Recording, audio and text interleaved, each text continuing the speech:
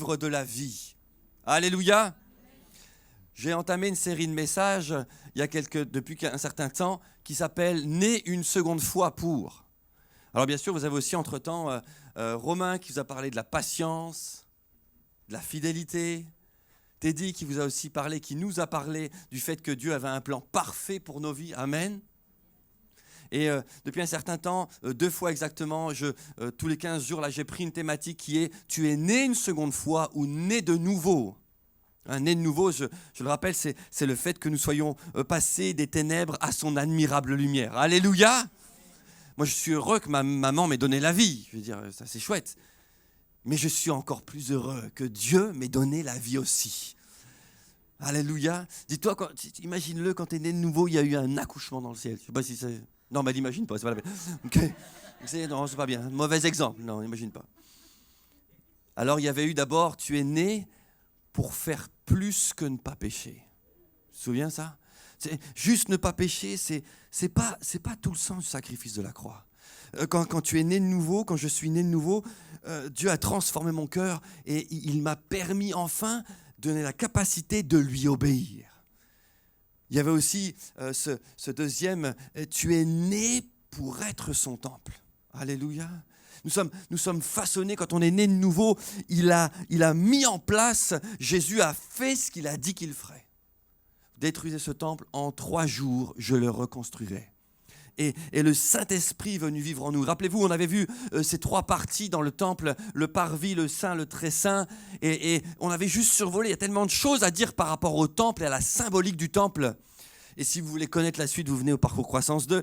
Et donc, du coup, c'est fini les inscriptions. C'est pour l'année prochaine maintenant. Et du coup, il y a la réalité que si le parvis est cet endroit qui est en corrélation avec l'extérieur par lequel les personnes rentraient dans le temple, sur le parvis, il y a ces 2 symboles, ces 2 objets forts qui sont, eh bien oui, l'autel des reins sur lequel on sacrifiait l'animal, on récupérait le sang pour le pardon. Il y a aussi la cuve d'eau, là où il y avait la purification. Et si dans ton parvis, celui qui est en contact avec l'extérieur, et je le rappelais cette semaine à mon fils Ruben, parents, je vous invite, servez-vous de ces images-là parfois pour qu'ils commencent à incrémenter cette réalité dans leur vie. Je dis, Ruben, quand tu as des choses qui se proposent à toi, à tes yeux, à tes oreilles, quand tu as des choses de l'extérieur qui veulent rentrer à l'intérieur dans le temple, pour aller même jusque dans le lieu saint, ton âme, bloque-les en te rappelant le sacrifice de Jésus et la purification qu'il y a à la croix. Si ça ne passe pas par ces 2 étapes, laisse-les dehors. Si elles passent l'examen de l'autel, le sacrifice de Jésus, et de l'eau qui purifie, ces ablutions qui sont symboliques dans l'Ancienne Alliance, alors c'est quelque chose que tu peux laisser entrer. Et aujourd'hui, le message a comme titre « Né une seconde fois », donc c'est toujours le même début, hein. Si tu suis la série, c'est le même début à chaque fois. C'est le principe d'une série, saison 1. « Né une seconde fois pour courir la course vers la couronne ». Amen. Dis à ton voisin, vas-y, t'es fait pour te bouger, toi, vas-y. Ah, ma chérie, elle va se bouger. Nous sommes faits pour nous mouvoir et pour bouger. Courir. Dans cette ouverture, Dieu cherche donc des adorateurs, sachez-le, on l'avait sous-entendu dans les deux derniers messages, qu'il adore en esprit, en vérité. Ça vous fait penser à quel passage, bien sûr, je vais vous le donner tout de suite, comme ça on y est, on ne va pas perdre de temps. Je sais que certains se disent, on va aller manger à la gap, alors on va... Bon, Jean 4, verset 21, juste on commence par ce passage de Jean 4, verset 21. Jean 4, verset 21, pour ceux qui notent, je le dis 3 fois. Paraît-il, ça mémorise mieux quand on dit 3 fois. On va le dire 5 fois ici. Jean 4, verset 21.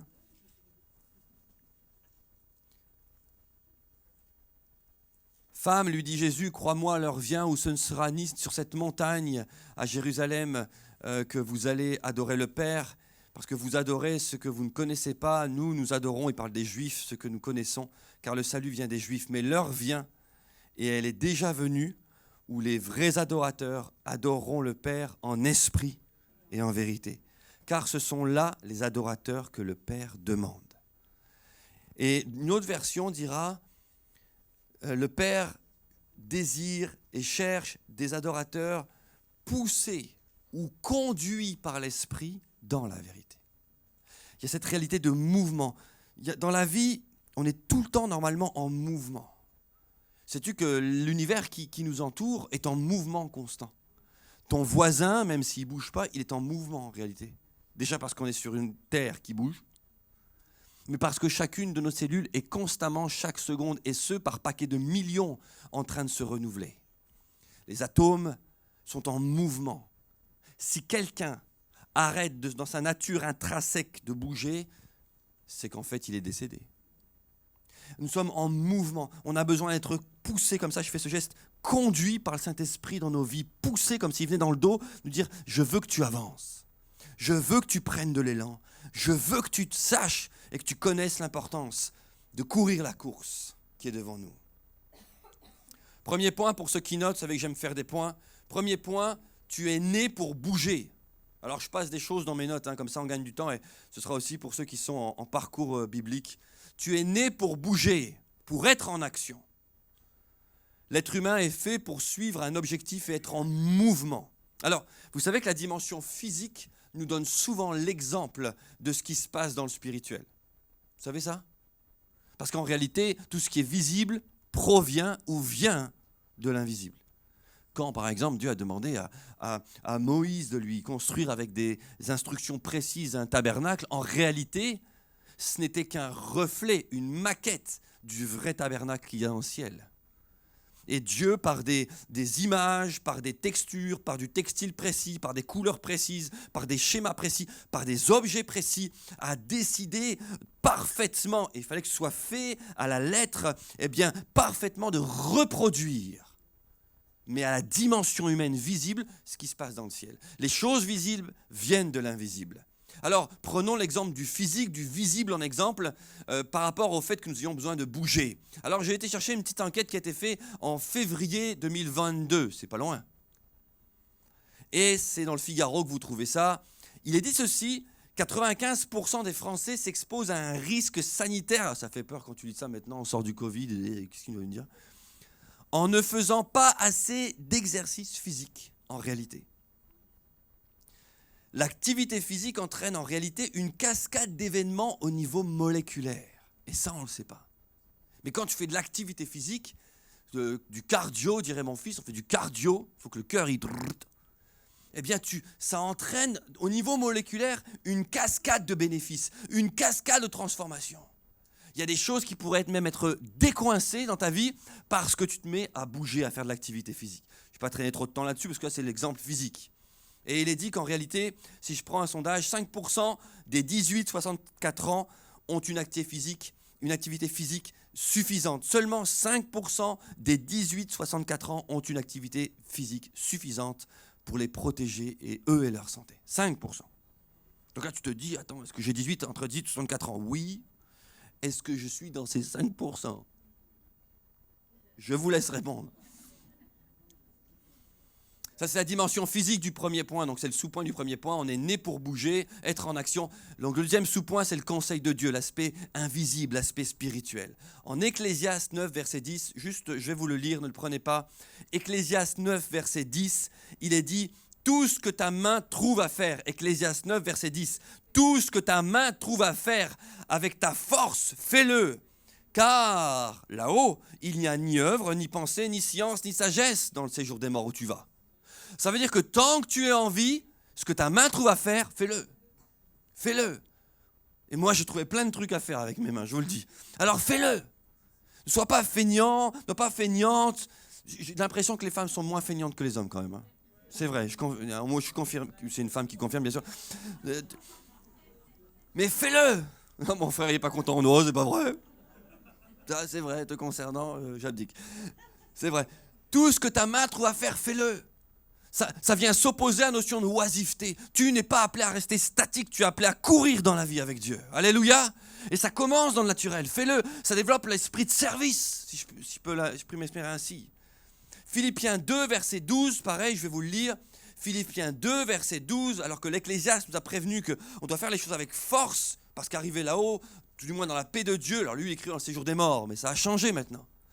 il n'y a plus rien à faire dans le sens physiquement parlant, eh bien Philippiens 2,12 nous dit ceci. Philippiens 2,12 nous dit « Ainsi, mes bien-aimés, comme vous avez toujours obéi, travaillez à votre salut avec crainte et tremblement. » Et quand ici la lettre aux Philippiens est écrite, elle est écrite aux chrétiens de Philippe.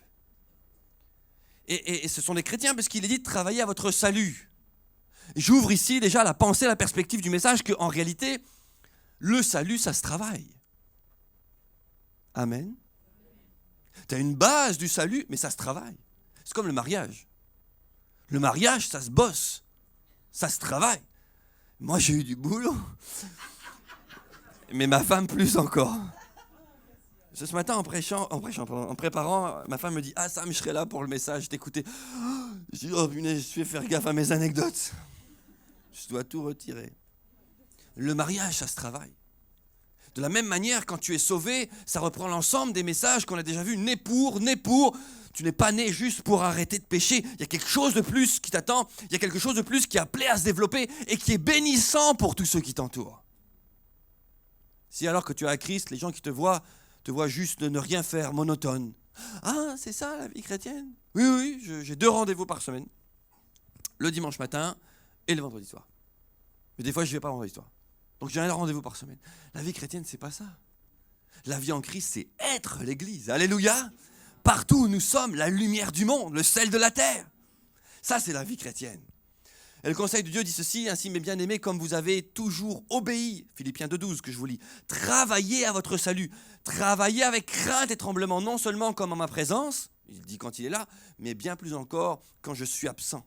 Et il est dit, car c'est Dieu qui produit en vous le vouloir et le faire. Ah bon? Dieu veut que je bouge, Dieu veut que je fasse quelque chose. Dieu veut que je sois en action. Oui, il le veut et c'est lui qui produit en toi le vouloir le faire. Des fois, j'entends dire, moi, l'église, c'est plus trop mon truc. Mais des fois, j'entends des trucs, je ne sais plus quoi dire. L'église, c'est plus trop mon truc.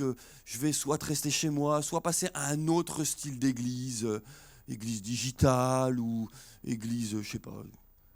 Je dis, mais tu ne te rends pas compte que c'est dans la communion des frères et sœurs qu'on peut servir Dieu, qu'on peut aider l'un, aider l'autre, être au courant d'une situation, et ton cœur est ému, et il déborde de compassion, et tu vas aider, tu vas bouger, puis tu vas servir la soupe, et puis tu dis, je vais venir au film, je vais ramener quelqu'un avec moi, et on voit l'œuvre de Dieu se propager, alléluia.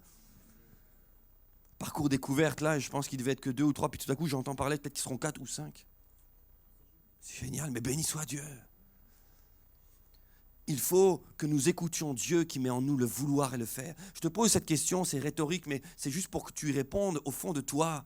Quelle est la dernière fois où Dieu a mis quelque chose dans ton cœur du domaine du vouloir et du faire, dans lequel tu es entré? Tu t'es mis à courir dans ce domaine-là. Tu t'es dit, oui, je veux avancer. C'est le conseil de Dieu pour nous. Et je l'ai relevé, notre salut, on doit y travailler avec crainte et tremblement. Pourquoi crainte et tremblement? Ce n'est pas une notion juste de dire je vais fonctionner par la peur, loin de là. C'est le fait que, et j'ouvre aussi cette perspective maintenant dans ce message, nous puissions nous rendre compte de quelque chose. Parce que je parle d'une course et d'une couronne. Hein. Je vous en ai parlé quelque temps, on parle de la couronne, celle de victoire. Bon, il y a 5 couronnes, je les épellerai à la fin du message, mais ce n'est pas le cœur, les 5 couronnes, ce n'est pas le cœur du message, mais c'est le fait que nous recevions une couronne. Et je voudrais juste que tu théâtralises un peu maintenant la chose, que tu l'imagines. Imagine-toi, projette-toi, quand Jésus va revenir. Lui qui a une couronne d'or sur la tête. C'est ce que l'Apocalypse nous dit. Quand Jésus va revenir, il est dit que tout genou fléchira. Alléluia. Et alors que tu seras, et je le fais pas parce qu'on me verra plus, sinon, mais moi, je le tant pis. On a un système vidéo un peu rudimentaire, mais c'est pas. On va évoluer dans le domaine. Je dis pour ceux qui regardent la vidéo, tu vois, j'ai un cadre, je peux pas sortir, tout ça bouge pas. C'est pas grave, c'est ce qu'il y a dans la vidéo qui te concerne, hein, voilà. Quand tu seras comme ça devant Jésus. Puis tu diras, Seigneur, je fléchis le genou comme je l'ai fait toute ma vie maintenant. Tu es revenu en lumière et en gloire. Tu es mon Dieu. Tu sais ce qui va se produire et qui va peut-être t'étonner? C'est que lui-même va venir et il va déposer une couronne sur ta tête. T'imagines ça? Il va venir et il va déposer une couronne. Et c'est à ça que ça fait référence, travailler à votre salut. Parce que le salut, nous, on n'y est pour rien. Mais le type de salut qu'on aura, là, on y est pour quelque chose.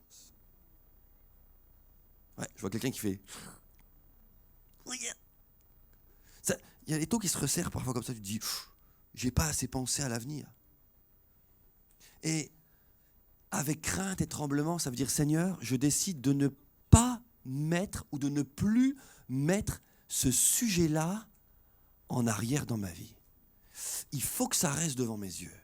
Dans les temps qui viennent, les jours qui viennent, les semaines qui viennent, il faut que ce soit quelque chose d'une routine dans ma vie. Je veux travailler au salut. Alors, deuxième point, que se passe-t-il si tu n'avances pas? Bon, si tu restes statique. Bon, physiquement, tu as la réponse. Bon, bref. On commence à apprendre un bon point, un non-bon-point. Mon frère appellerait ça une surcharge pondérale. Tu vois, du coup, mon épouse m'a dit il y a peu de temps, Sam, il faut que je me remette à courir. Je dis oui, ma chérie. Donc, fils. D'accord, ok. Non, parce que quand il court, c'est... Vous connaissez Bip Bip, le dessin animé? Le coyote, c'est pareil. Il y a un pote qui est venu un jour courir avec lui, il dit ouais, je vais courir avec Tim. Je l'ai regardé, je dis ouais, on se voit tout à l'heure. Quand il est revenu, il crachait son poumon. Bon, c'est la vie, c'est comme ça. Bon, il y en a qui courent moins vite. Mais si tu ne fais rien, que tu restes statique sur le plan physique, tu sais ce qui va se passer. Tu as entendu l'étude dont j'ai parlé, et c'est pas bon de ne rien faire. Alors, tu es fait pour faire quelque chose avec ce que Dieu te donne. Si tu restes statique... Alors, je vais lire Hébreux 12. Prenons d'abord Hébreux 12, on va comprendre cela. Hébreux 12, verset 1. Prenez dans vos Bibles, Hébreux 12, verset 1. Hébreux 12, verset 1.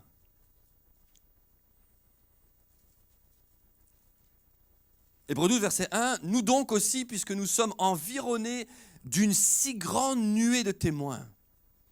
Ici, là, l'auteur aux Hébreux, il parle de tous ceux qui étaient les patriarches, de tous ceux qui ont vécu avant et qui ont été comme ça des témoins de la foi. Et quand il dit que nous sommes environnés, ça veut dire on ne peut pas en faire fi. Comprenez cette expression? Nous ne pouvons pas oublier, les enlever, les éliminer de l'histoire biblique. Donc, ils sont autour de nous et ils témoignent de cette foi. Nous donc aussi, puisque nous sommes environnés d'une si grande nuée de témoins, rejetons tout fardeau et le péché qui nous enveloppe si facilement et courons. Et courons, mais galopons si tu veux, avec persévérance dans la carrière qui nous est ouverte. Il y a devant toi une carrière, une voie. Moi j'habite 25, Carrière d'Elmar. Et quand les gens viennent nous servir ou nous poster quelque chose, souvent ils ne trouvent pas. Mais la voie de Dieu dans ton cœur peut être toute tracée. Il y a dans ton cœur une carrière, une voie, un endroit dans lequel tu peux t'engager pour courir. Et si jamais tu restes dans le statu quo, alors je finis la lecture quand même, verset 2, ayant les regards sur Jésus, le chef et le consommateur de la foi, qui, en vue de la joie qui lui était réservée, a souffert la croix, méprisé l'ignominie et s'est assis à la droite de Dieu. Juste, je finis cette dernière phrase, je veux qu'on se rende compte que Jésus aussi, lui, avait une course à courir. On y reviendra après sur un élément qui le concerne, mais Jésus aussi avait une course à courir. Et Jésus l'a couru jusqu'au bout. Et la ligne d'arrivée sur la terre de victoire pour Jésus, c'était la mort sur la croix. C'était spécifique à lui. Seul Jésus avait le ministère d'agneau de Dieu. Si un jour quelqu'un te dit « Ah, moi, je veux devenir comme Jésus, même si je dois mourir sur une croix », tu dis « Là, tu t'égares. » Le sacrifice a eu lieu, c'est Jésus qui s'en occupait. C'est son ministère. Jésus t'a montré, si tu veux être comme lui, comment vivre sur terre. Vivre sur terre et marcher avec lui. Et quand on relit le début, puisque nous sommes environnés d'une si grande foule de témoins, rejetons tout fardeau et les péchés qui nous enveloppent si facilement et courons. En réalité, si tu restes statique dans la vie spirituelle, la vie chrétienne, la vie d'enfant de Dieu, le péché va s'approcher de toi, tout doucement. Quand j'étais petit, vous le savez, c'est connu, à l'école du dimanche, l'adversaire, Satan, était appelé l'homme en pantoufles. Moi ça m'a marqué, je veux dire, quand je voyais mon père porter des pantoufles. Charentaise qu'il avait. L'homme en pantoufles.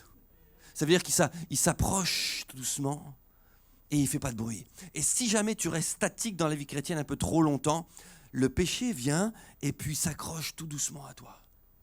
Et le seul moyen de se débarrasser de ce péché, l'un en tout cas des moyens, c'est de se mettre à courir la course qui est devant nous. D'avancer dans ce que Dieu a mis sur ta vie.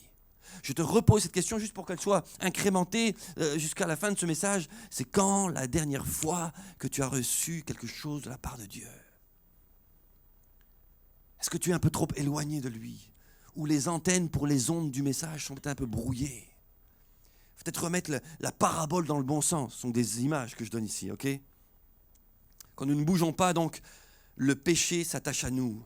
Courir, avancer dans la vie de Dieu, c'est penser, agir, vivre pour lui. Vous connaissez ce chant? Penser, agir, aimer, toujours plus comme toi. Penser, agir, aimer, toujours plus comme toi, Seigneur.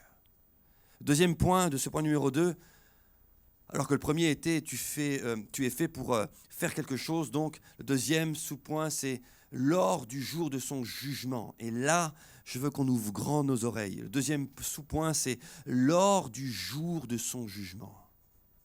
Nous sommes dans la partie, pour ceux qui notent numéro 2, que se passe-t-il si tu n'avances pas? Que se passe-t-il si tu n'avances pas lors du jour de son jugement? Il va arriver, et là je vous demande de prendre Luc 19, verset 15. On va lire Luc 19, verset 15 à 24. Je vais vous le lire d'une seule traite, comme ça on est tranquille pour la lecture. Luc 19, verset 15 à 24. Luc 19, verset 15 à 24.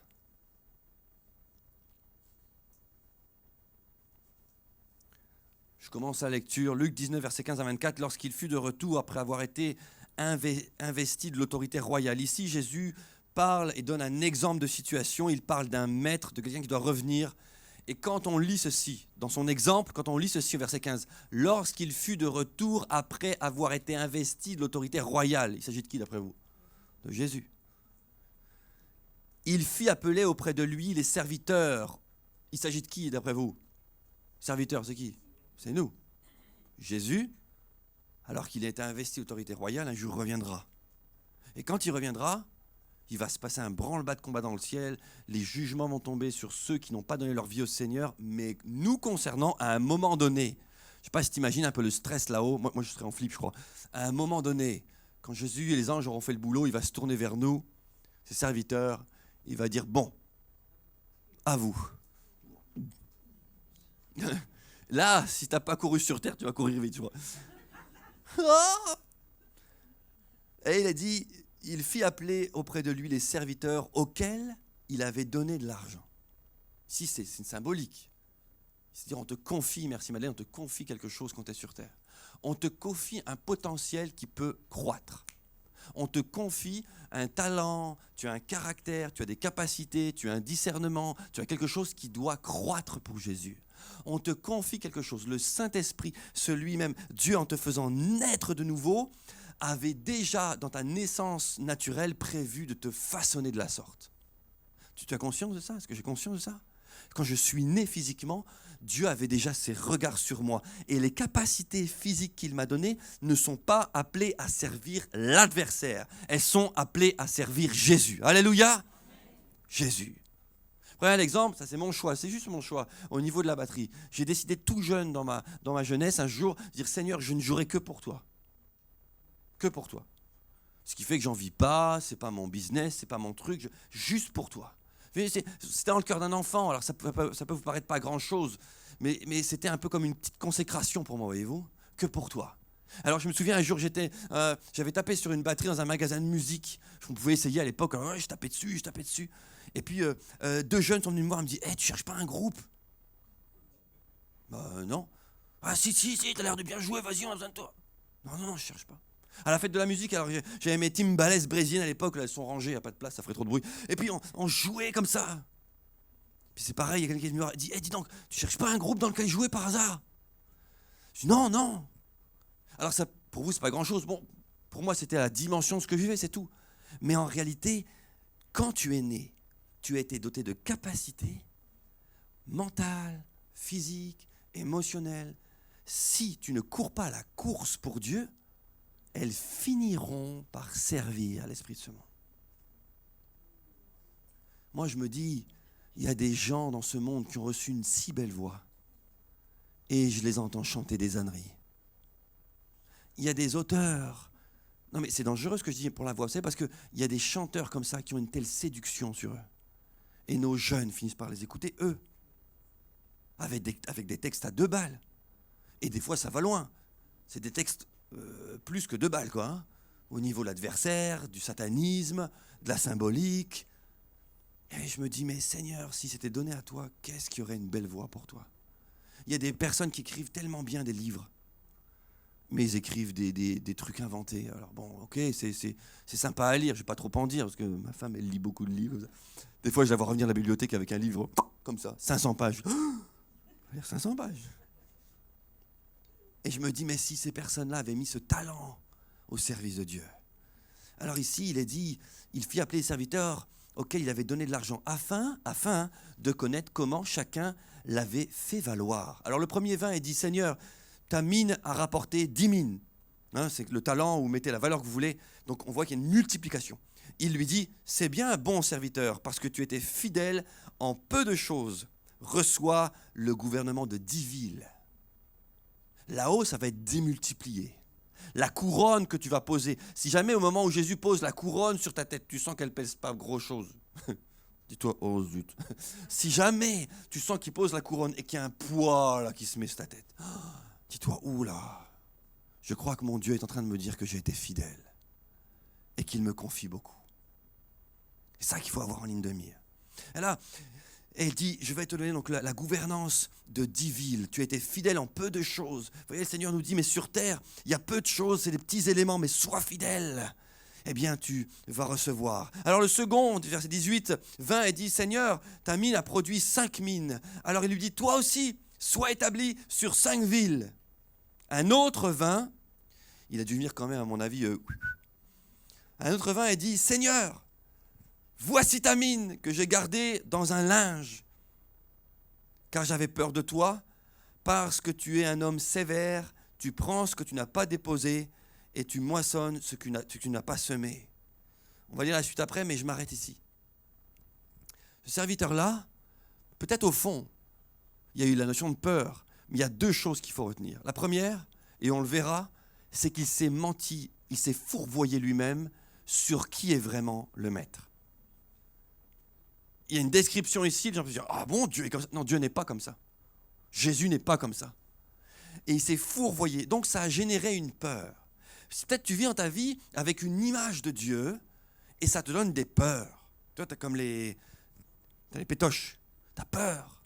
Ce qui fait qu'en plus, il s'est dit, eh bien, le talent que j'ai reçu, le don que j'ai reçu, tu vois, je ne vais juste pas l'abîmer. C'est bien, ça a été déposé sur ma vie et je vais le rendre à Jésus quand il reviendra tout propre, tout nickel. Peut-être prêt à lui dire, tu vois Jésus, j'ai pas pris de risque. J'ai pas pris de risque de le perdre. Je l'ai mis carrément, tranquillement. Et peut-être dans ta vie, tu te dis, mais si je fais ce que Dieu me demande, peut-être je vais pas réussir à bien faire ce qu'il me demande. Peut-être que l'œuvre qu'il met devant mes yeux, j'en suis incapable. Peut-être que je risque de faire moins bien que ce qu'il attend et de plutôt détruire ce qu'il m'a donné que de l'étendre. Mais ne prends pas ce risque. Parce que c'est Jésus qui qualifie. Si c'est lui qui t'a appelé, qui t'a donné un talent, qui t'a donné quelque chose, une envie de servir, une envie d'aller plus loin, c'est lui qui qualifie. Sois sage, commence doucement, mais mets les choses en place sans avoir peur. Parce qu'un jour, Jésus reviendra, il y aura ce regard, il dira maintenant, je vais appeler les serviteurs à qui j'ai donné des choses. À qui j'ai donné. Je pense parfois à ceux qui amènent le message, ceux qui préparent les enseignements, que ce soit ici ou ailleurs. Je vous le dis, parfois, une peur vient s'installer. Parce que et c'est vacillant, j'en parlais à mon épouse il y a peu de temps, des fois des pertes de courage, c'est vacillant parce qu'en réalité, est-ce que je fais assez bien? Est-ce que je ne devrais pas m'arrêter dans certaines choses? Est-ce que c'est utile? Toutes ces questions viennent frapper à la porte du cœur, la porte des pensées. Mais je t'encourage ce matin, quelle que soit ta situation, n'aie pas peur. Relève la tête et commence à dire, tiens, je vais tenir compte de ce que Dieu m'a donné. On a vu cette scène qui est un peu terrifiante où il appelle serviteur, on a 3 exemples ici. Cette scène, elle reprend ce qu'on a lu au-dessus. Travaillez à votre salut avec crainte et tremblement. Travaillez. Troisième point, nous avons une course à vivre. Vous avez entendu le mot course déjà plusieurs fois. Nous avons une course à vivre. On va prendre ici Philippiens 3, verset 13 pour le premier sous-point. Donc on a le troisième point, nous avons une course à vivre. Et le premier sous-point, Philippiens 3, verset 13. Philippiens 3, verset 13. Le premier sous-point, c'est cours sans regarder en arrière. Avance sans regarder en arrière. Tiens, je vous pose la question, mais vous allez savoir répondre super vite. J'ai dit, Philippiens 3, verset 13. Qui est le personnage dans la Bible qui a fait l'erreur de regarder en arrière? La femme de Lot. Et elle s'est transformée en statue de sel. C'est plus compliqué de bouger quand on est en statue. Si tu regardes en arrière, elle sait ce qui lui est arrivé. Statue de sel. Cours en regardant en arrière, Philippiens 3, verset 13. Frère, je ne pense pas l'avoir saisi, mais je fais une chose. Oubliant ce qui est en arrière et me portant vers ce qui est en avant, je cours vers le but pour remporter le prix de la vocation céleste de Dieu en Jésus-Christ. Ces mots, on a tellement, des fois on pourrait le citer par cœur, tellement on les a entendus, mais est-ce qu'ils ont encore un impact sur notre mindset? Tu vois, sur la manière dont notre mental fonctionne. Des fois, tellement de mots comme ça que moi, il y a des choses dans la vie, ça ne me fait plus rien. Je vois des panneaux 130 sur l'autoroute, ça ne rentre plus. Béni soit celui qui a inventé le régulateur de vitesse. Il y a des trucs comme ça, des conseils qu'on donne aux gens. Par exemple, en voiture, fais attention. Il y en a à qui ça ne fait plus rien. Je ne donnerai pas l'exemple de mon fils cette semaine, qui pour la première fois de sa vie a dû remplir un constat. Bon, ok. Déjà, qui a dit déjà? Oui, oui. Bon, ça va, ça fait 1 an qu'il a son permis. 6 mois, aïe. J'allais dire un constat par an, mais là, si c'est tous les 6 mois, ça fait beaucoup. Bon, Philippiens 3, verset 13, frère, je ne pense pas l'avoir saisi, mais je fais une chose, oubliant ce qui est en arrière et me portant vers ce qui est en avant, je cours vers le but, et il est écrit, pour remporter le prix de la vocation céleste de Dieu en Jésus-Christ. Bon, qui est en Jésus-Christ ce matin? En Jésus. Moi, je suis en Jésus. Alléluia! Et bien sur ta vie, sur ma vie, il y a une vocation céleste. Tu as vu le mot là? Il y a une vocation céleste. C'est-à-dire que Dieu dit, lui, sur Sam, j'ai mis quelque chose, il n'y a personne d'autre qui pourra le faire. S'il ne le fait pas, un élément en moins à la couronne. Sur Patrick Patine, il y a une vocation céleste. Sur Christophe, sur Dorothée, sur qui que ce soit ici, il y a une vocation céleste. Sur Marie, sur Dominique, il y a une vocation céleste.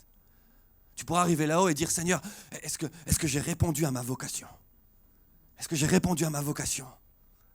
Ça, c'est une question qui doit nous turlupiner. Je ne vais pas dire nous hanter, le terme ne me plaît pas, mais rester au fond de notre cœur, comme ça, comme un courant sous-jacent. Seigneur, est-ce que je suis entré dans ma vocation? Et il y a 2 éléments qu'on peut extraire de ce passage. C'est le premier, tu ne peux pas entrer dans ta vocation si tu continues à regarder en arrière. C'est pas possible. C'est pas possible.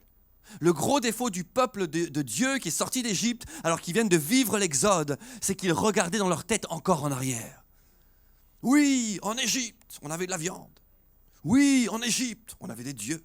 Oui, en Égypte, on avait ce qu'il fallait. Ils regardaient en arrière. Leur pensée n'avait pas été renouvelée. Donc, ils n'entraient pas dans le plan que Dieu avait pour leur vie. Ils ne couraient pas à la carrière qui était proposée. Ils pouvaient entrer dans le pays de Canaan. Et ils ont encore pris peur, alors qu'ils avaient vécu de tels miracles avec Dieu. Et sur 12, 2 sont revenus, qui sont Josué, Caleb. 2 sont revenus en disant, non, ne vous rebellez pas. Ne vous rebellez pas contre Dieu. L'ombre protectrice de ces géants les a quittés. Alléluia! Donc s'ils étaient rentrés dans la course qui était devant eux, ils étaient déjà plus que vainqueurs. Mais non, ils ont douté et préféré stagner. Dieu n'a pas cherché. Vous n'entrez pas, je saute une génération. Je ferai entrer les suivants. 40 ans dans le désert. Est-ce que nous, en tant que parents, peut-être on peut se sensibiliser à cela? Si mes enfants ne me voient pas avancer avec Dieu, courir pour Dieu, avec des hauts et des bas, il y a des fois des choses qui ne vont pas forcément comme on le voudrait. Est-ce que eux, ou est-ce que Dieu, peut-être ne dirait pas, mais écoute, alors je transmettrai à tes enfants. T'es pas rentré? Je vais pousser jusqu'à temps. Moi, j'ai envie de vivre pour moi la vocation que Dieu a mis sur mon cœur. Et que les enfants que nous avons, eux, vivent leur vocation. S'ils nous voient courir. Vous savez, ça, je reprends l'exemple de Tim. Quand on court avec quelqu'un, je pense qu'il le vit, ça ne trompe pas. Au début, tu te caches, tu es comme ça, ouais, vas-y, viens, on y va et tout. Puis tu fais 500 mètres, 1 km, 1 km 5, 2 km, 3 km. Et là, une sorte de vérité qui commence à ressortir. Les articulations commencent à t'envoyer un signal. Le cœur te dit « Non, mais t'es pas bien ». Les poumons te disent « Ça fait combien de temps que t'as pas respiré comme ça ?» Le fait de courir dans la course révèle des choses. Tu as le choix, tu regardes en arrière et tu préfères, ou alors tu te jettes dans la course. Et les choses sont révélées. Et Dieu te soigne. Et Dieu prend soin de toi. Et quand tu finis, tu dis, on n'a peut-être pas été aussi vite qu'on le pensait, mais je suis fier de ce que j'ai fait. Je suis fier de ce que j'ai fait. Tu ne peux pas avancer si tu regardes en arrière. Et tu dois te porter vers ce qu'il y a en avant. Cet exemple nous dit qu'il n'y a pas de juste milieu. C'est pas juste, ok, je ne regarde plus en arrière. Mais je reste tranquille. Non, c'est porte-toi vers ce qu'il y a en avant. Hébreux 12, versets 1 et suite. Cours la carrière qui est proposée. Détache-toi du péché en arrière et cours la carrière qui est proposée. Avance, on l'a lu, Hébreux 12, versets 1 et 2 tout à l'heure. Et le deuxième sous-point de ce troisième point, on a lu le premier qui est cours sans regarder en arrière, le deuxième c'est avec discipline pour remporter le prix. Et là, je prends avec vous 1 Corinthiens 9, verset 24. Allez dans vos Bibles, 1 Corinthiens 9, verset 24. 1 Corinthiens 9, verset 24. J'aurais pu travailler dans les aéroports, vous savez, le gars qui parle au micro. Ou dans les trains, les gares. 1 Corinthiens 9, 24, ne savez-vous pas que ceux qui courent dans le stade courent tous, mais qu'un seul remporte le prix. Courez de manière à le remporter. Donc déjà, dans ma vie spirituelle, je veux me dire, mais Seigneur, j'ai des choses à remettre en place, et si je cours, comment ? Je le fais de manière à remporter le prix. Je ne vais pas courir comme ça, juste un peu en trottinant. Je vais le faire de manière à remporter le prix, Seigneur. Je veux remporter le prix qui est lié à la vocation du ciel. Et il est dit ceci, en 25, « Tous ceux qui combattent s'imposent toute espèce d'abstinence, et ils le font pour obtenir une couronne corruptible. Mais nous, faisons-le pour une couronne incorruptible. » Alléluia. On a l'exemple dans le monde qui nous entoure de personnes qui vont se priver de certaines choses, avoir une discipline de vie. Souvent, le sport est pris comme exemple, même dans les Écritures, pour nous rappeler notre style de vie sur terre, notre style de discipline, comment nous réglons les choses, ce à quoi nous disons oui, ce à quoi nous disons non, etc. De quoi on tient compte quand on va accepter de vivre de telle ou telle manière. Et du coup, en réalité ici, on est exhorté de le faire en nous rappelant que nous le faisons pour une couronne qui est incorruptible. Nous l'aurons pour l'éternité. Alléluia. Arrivé là-haut, il n'y aura pas de plan B. Seigneur, je me rends compte maintenant que j'aurais pu faire ça et ça. T'as pas un truc dans le ciel, un petit boulot à me faire faire que je rattrape? Moi, j'ai eu mon bac au rattrapage. J'en suis pas fier. Il y a des rattrapages dans les vies sur terre. Il y a même une religion un jour que je tairai qui a dit si, là-haut, il y a purgatoire, tu peux rattraper des trucs. Il est donné à l'homme de vivre une fois. Après quoi vient le jugement. C'est pas compliqué. Pourquoi on prend des trucs simples et on les rend compliqués parfois? Et en réalité, arriver là-haut ne sera plus possible. Alors, notre couronne, elle sera incorruptible, mais elle sera ce qu'elle sera. Et dans ma vie, je préfère mettre de l'énergie à des choses qui vont participer à la vocation céleste pour cette couronne incorruptible. Et alors il dit en verset 26, « Moi donc je cours, non pas comme à l'aventure. » Ça veut dire comme n'importe quoi, je ne suis pas en train d'aller à droite, à gauche. C'est pour ça que je vous ai dit, même si tout à l'heure vous avez des choses dans le cœur, prenez le temps, organisez-les, réfléchissez-y, attendez les feux verts du Saint-Esprit, mais soyez concentrés dessus. Je cours, mais pas comme à l'aventure, en faisant un peu n'importe quoi. Je frappe, non pas comme en battant de l'air, mais je traite durement mon corps et je le tiens assujetti de peur d'être moi-même rejeté après avoir prêché aux autres. Vous imaginez la vision aiguë qu'il avait? Il n'est pas en train de se dire, bon, ça va, moi j'ai assez bossé pour Dieu, de toute façon, c'est bon, je suis l'apôtre Paul. Il se tient à la lisière et dit, non, je continue jusqu'au bout, je ne pense pas l'avoir reçu, mais je cours et je continue de peur que moi-même, ayant prêché, je sois rejeté. Des fois, j'ai l'impression que ce domaine-là, on l'a pris un peu trop à la légère pour nos vies. Mais qu'est-ce que je fais de ma vie sur terre? Qu'est-ce que je fais? Je cours, donc il dit, et la précision que j'aime, c'est je frappe, non pas comme battant l'air. Il y a cet aspect-là dans nos vies, parfois on peut aller à droite, à gauche, Seigneur, je veux faire des choses, et puis on s'épuise. Trouve le bon équilibre, dire Saint-Esprit. Et c'est par ça que je finirai de toute manière, on arrive à la fin. Saint-Esprit, je veux me tenir en ta présence pour que tu mettes dans mon cœur quelque chose. Vous savez ce chant qui dit, mets dans mon cœur quelque chose de nouveau. Je ne veux rien cacher. Je veux faire ta volonté. Mets dans mon cœur quelque chose de nouveau, Seigneur. Et même si tu ne le ressens pas tout de suite, que tu lui demandes, sache qu'il le fait. Si tu tiens cette attitude de dire, c'est vers toi que je me tourne, Seigneur, mets dans mon cœur quelque chose de nouveau. Alors il sera fidèle comme Romain a prêché dessus. Il va déposer quelque chose dans ton cœur. 4e point. On approche la fin. Une couronne est réservée pour toi, j'en ai parlé déjà.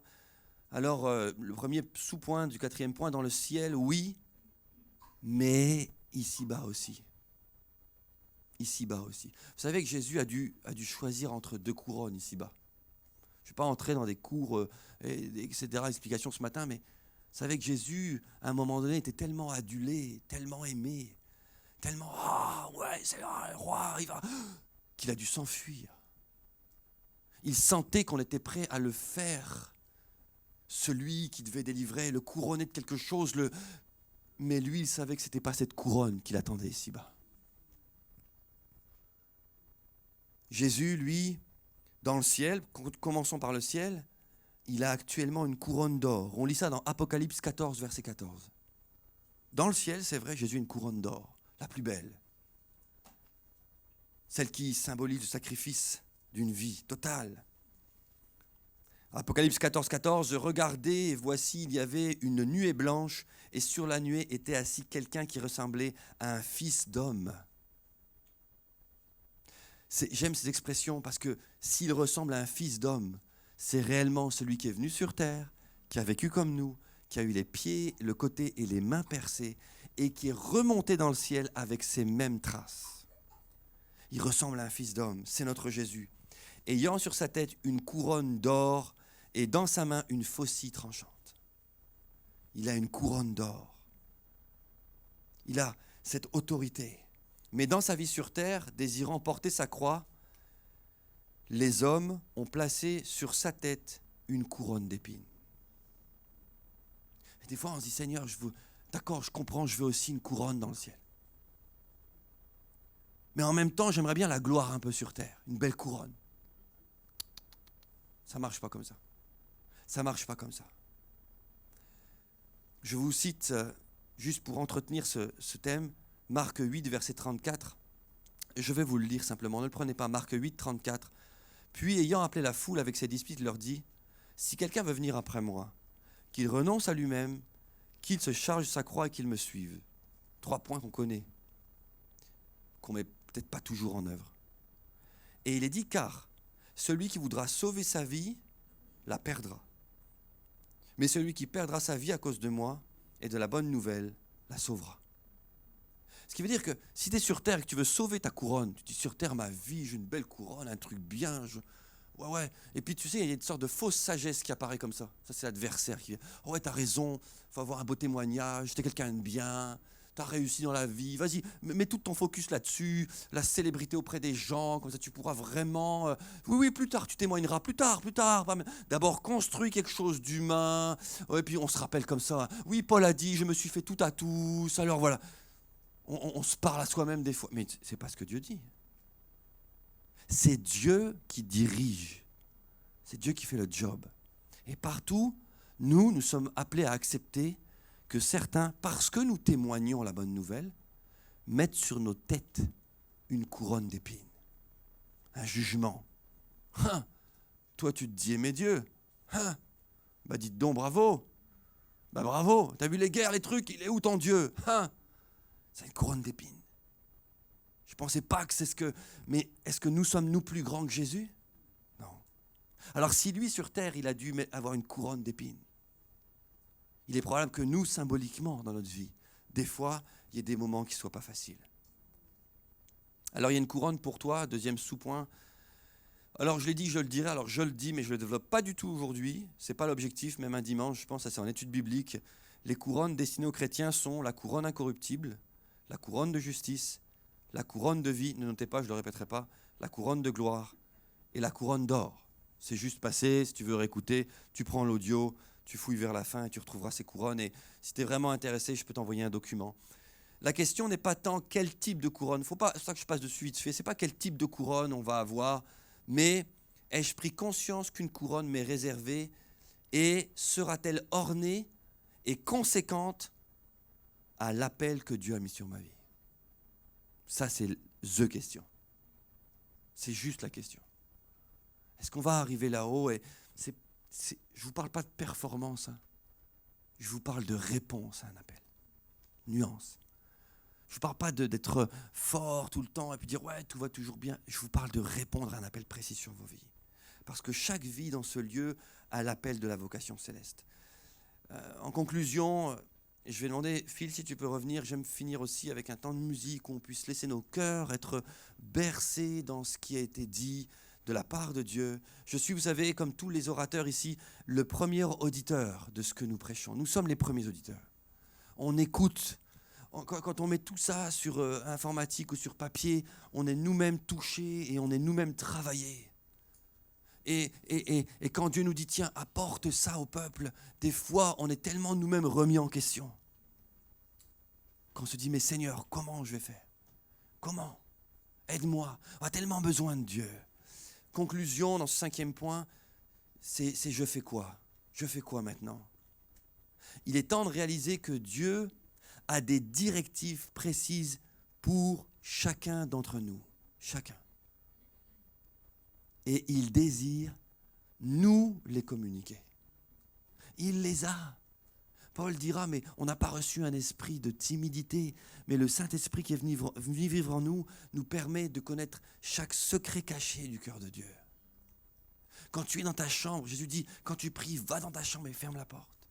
Là, dans ce lieu, Dieu veut déposer des choses nouvelles dans ta vie. Dieu a des directives pour chacun d'entre nous qui correspondent à cette couronne. Alors, humblement, je laisse quelques conseils.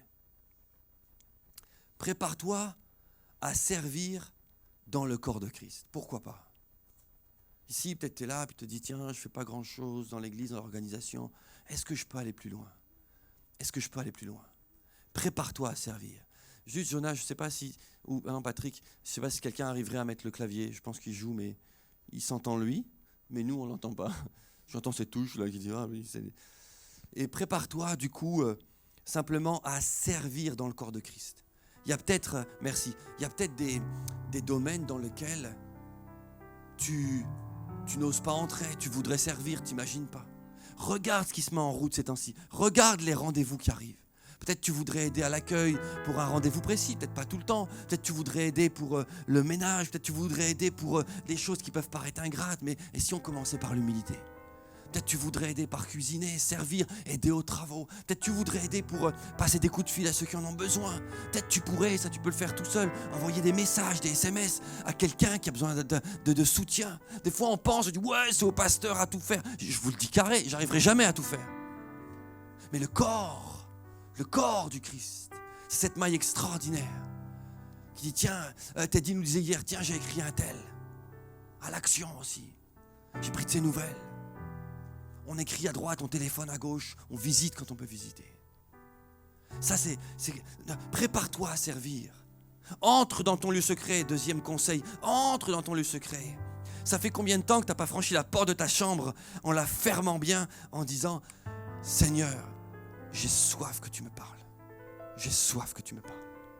Viens me parler. » comme le dit ce chant, mets dans mon cœur quelque chose de nouveau. Et le troisième conseil, simplement, que je me permets de laisser, c'est aime ton prochain. Aime ton frère, aime ta sœur. Communique l'amour de Dieu. Des fois, on se demande par quoi je commence. Commence par communiquer l'amour de Dieu. La course de victoire commence par l'amour. Je veux donner l'amour autour de moi. Je veux pardonner s'il faut pardonner. Je veux chérir, je veux être délicat, je veux prendre soin. Je veux que toutes mes actions soient empreintes de mon Jésus. Et pour ça, Seigneur, je dis oui, mets quelque chose de nouveau, Seigneur. On finit par ce verset de 2 Timothée 4, je vais vous le lire. C'est Paul qui dit, et j'aimerais qu'on puisse raisonner et peut-être un jour, dans la fin de nos jours, finir en disant la même chose. 2 Timothée 4, verset 7. J'ai combattu le bon combat. J'ai achevé la course. Et j'ai gardé la foi. Et j'ai gardé la foi. Désormais, la couronne de justice m'est réservée. Le Seigneur est juste. Il est le juste juge. Il me la donnera dans ce jour-là. Et non seulement à moi, et là on parle de nous, mais encore à tous ceux qui auront aimé son avènement, qui auront aimé son retour, qui auront pris soin d'être attentifs à ça. Levons-nous si vous voulez bien. Est-ce que je peux avoir une voix, si vous voulez, derrière? On va prendre ce chant ensemble.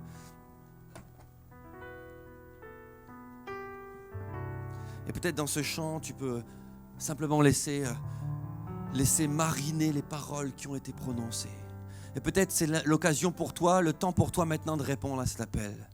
De dire, Seigneur, ça fait bien trop longtemps que je ne m'étais pas rendu compte que tu m'attendais, tu m'attends, tu as un rôle pour moi ici-bas. Tu m'attends, Seigneur. Et si je suis né de nouveau, c'est pas pour rester statique, c'est pour courir la course qui m'est réservée. Si je suis né de nouveau, c'est que j'ai commencé un chemin avec toi qui se finira par une couronne. Seigneur, si tu es concerné ce matin, alors qu'on va chanter ce chant ensemble, tu peux le chanter comme une prière. Dans ce lieu, on ne veut pas chanter des chants juste pour les chanter. On veut chanter des chants qui aient un impact sur nos vies. Mets dans mon cœur quelque chose de nouveau, Seigneur. Mets dans mon cœur. Et tu verras que ces paroles te disent, je ne veux rien cacher. Ce matin, c'est le temps de libérer. C'est le temps de dire à Dieu. C'est le temps de dire à Dieu, t'avouer à lui. De dire, Seigneur, je ne veux rien cacher devant toi. Alors prenons ce chant. Et pour ceux qui veulent le vivre, vivez-le comme une prière.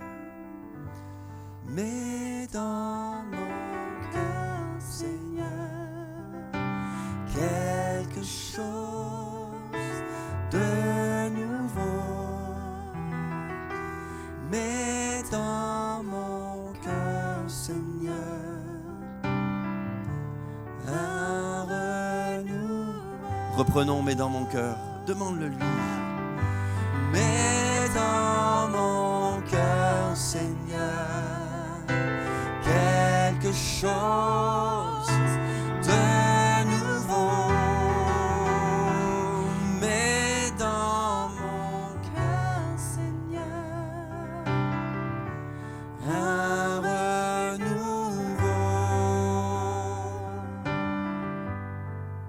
Je ne veux rien cacher.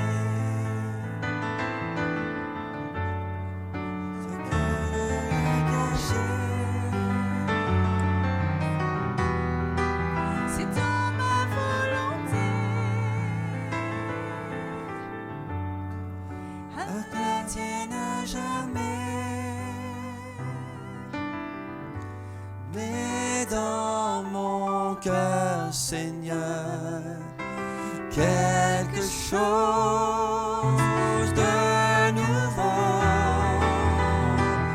Mets dans mon cœur, Seigneur, un renouveau.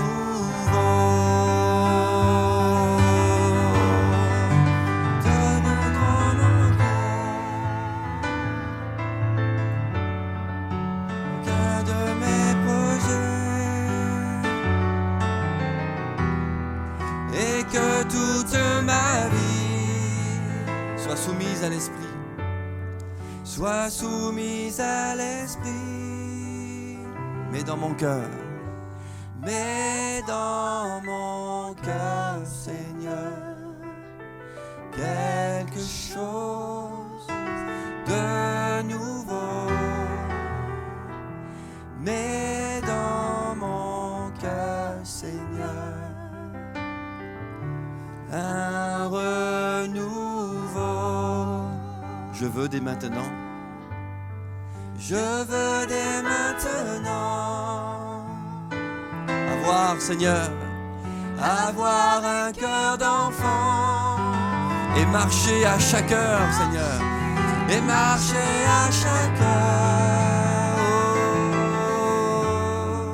comme tu veux, Seigneur. Alors mets-le, Seigneur. Mets dans mon cœur, Seigneur, Quelque chose de nouveau. Mets dans mon cœur, Seigneur, un renouveau. Juste pendant que la musique continue, je demande à chacun de fermer les yeux. Et simplement là où tu es, si tu veux répondre à cet appel, dire Seigneur, je veux courir à nouveau pour toi. Lève la main là où tu es. Je veux courir à nouveau pour toi. Je veux avancer pour toi à nouveau. Je vois les mains qui se lèvent. On garde les yeux fermés. Des gens s'engagent ce matin à dire Seigneur, ouais, il est temps que je prenne de la vitesse. Il est temps que je cours. Il est temps que je cours. Il est temps que j'avance avec toi. Juste quelques instants encore, si là où tu es, tu veux accompagner ceux qui lèvent leurs mains en disant Seigneur, Seigneur. Il y a dans celui quelqu'un qui ne se sent pas propre. Il y a dans celui quelqu'un qui se sent condamné, qui ne se sent pas digne. Mais ton Dieu te dit, je t'ai lavé, pardonné, tellement aimé que tu peux courir pour moi. Tu peux répondre à cet appel. Tu peux répondre. Ce n'est pas question de dignité, de performance par toi-même. C'est question d'entrer dans ce que j'ai mis sur ta vie pour toi. Dans ce que j'ai, la vocation céleste est pour toi. Alors juste quelques secondes encore, si tu veux dire Seigneur, je veux entrer. Seigneur, j'ai trop stagné dans ma vie, je veux avancer. Ceux qui ont levé la main pouvaient la baisser. On va prier ensemble quelques instants. Peut-être demander juste Adrien si tu veux prier pour les personnes qui ont levé la main, si tu veux bien. Merci Adrien.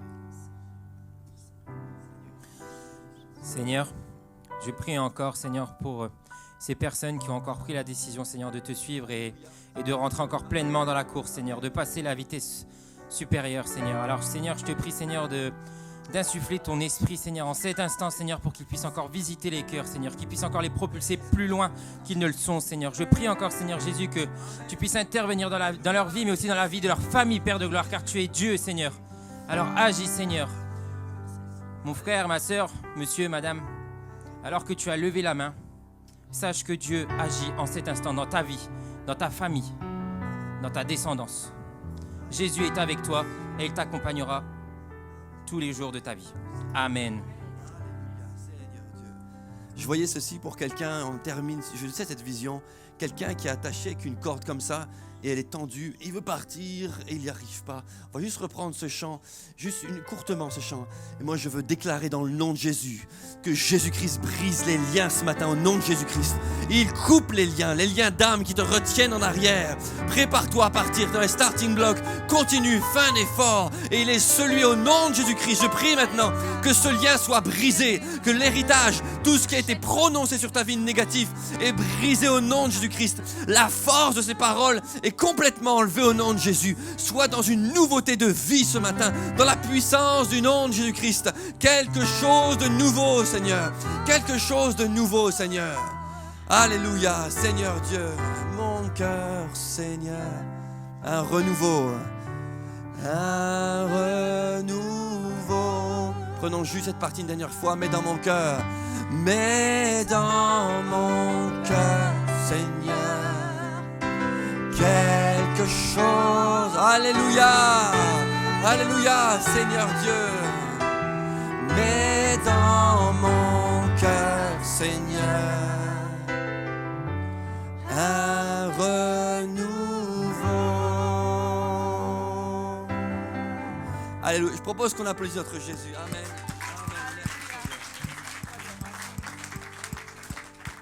Et que Dieu vous bénisse. Passe un très très bon dimanche. On se retrouve.